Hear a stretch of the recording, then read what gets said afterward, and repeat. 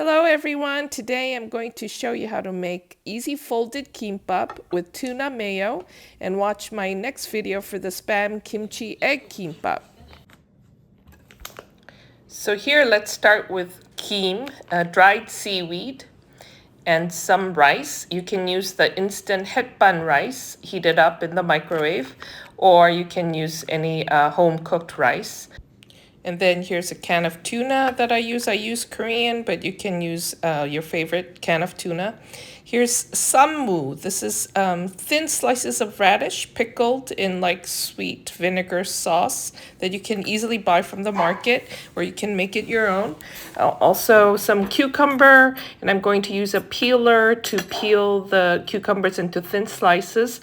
Some perilla leaves, kkaennip, and some mayonnaise, 2 tablespoons, and a slice of American cheese.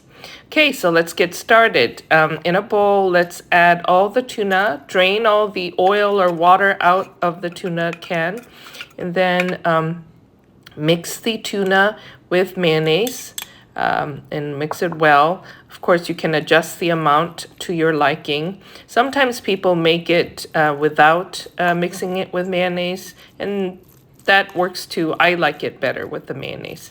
Okay, so we did that. We're going to set that aside. Then the instant rice, I usually microwave for about 1 minute and 30 seconds. This is optional but recommended. You can use that sushi seasoning powder, or you can sprinkle just a little bit of vinegar, sugar, and salt. And then we're going to use the peeler to peel the cucumber into very thin slices. You can cut it with a knife too, but the peeler will give you the thinnest slice. You can also julienne it if you want. Just cut it in round slices. That will work too. But I like to do it that way because it sort of falls out. It doesn't fall out as easily as the round slices. Okay, so now with the kim, I found that it's important to kind of separate, distinguish between the short side and the long side. Then we're going to fold it in quarters, like doing an origami. Then we're going to cut half of the long side, okay? So that way it folds easier, I find.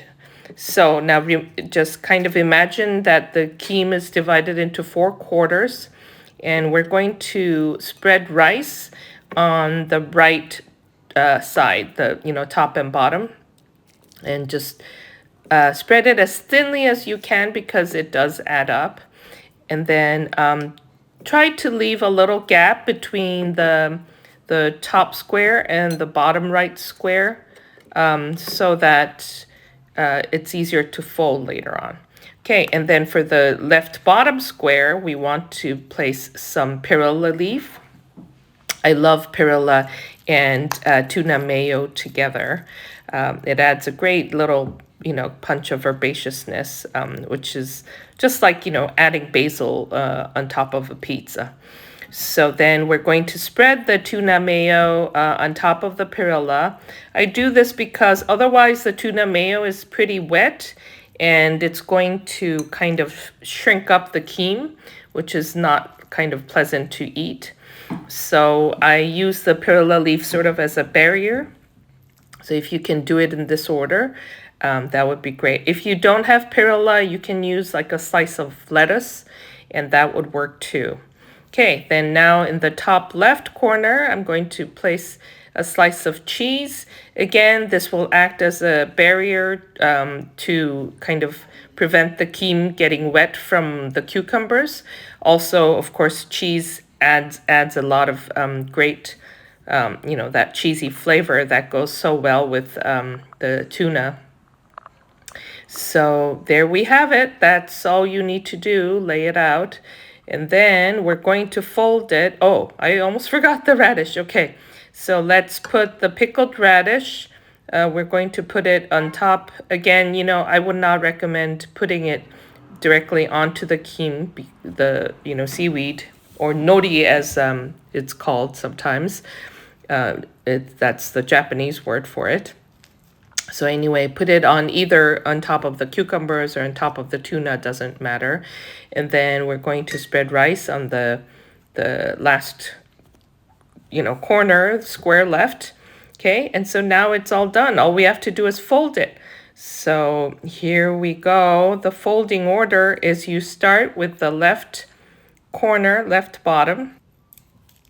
So you fold the left bottom upwards like that. Then you hold the left top corner all together, fold it over to the right, and then now you want to fold either, it's easier to fold the last remaining square because that has just the rice. So then that's it. There we go. It's easy as that.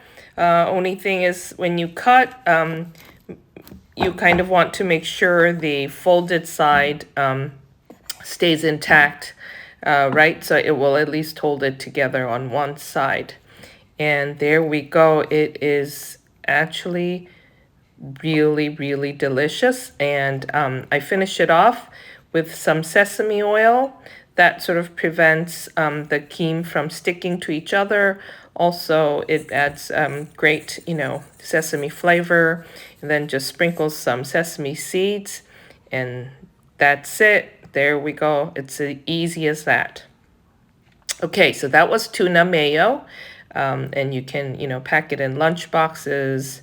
It will keep in the fridge for a day or two, and you can reheat it in the microwave for about 30 seconds.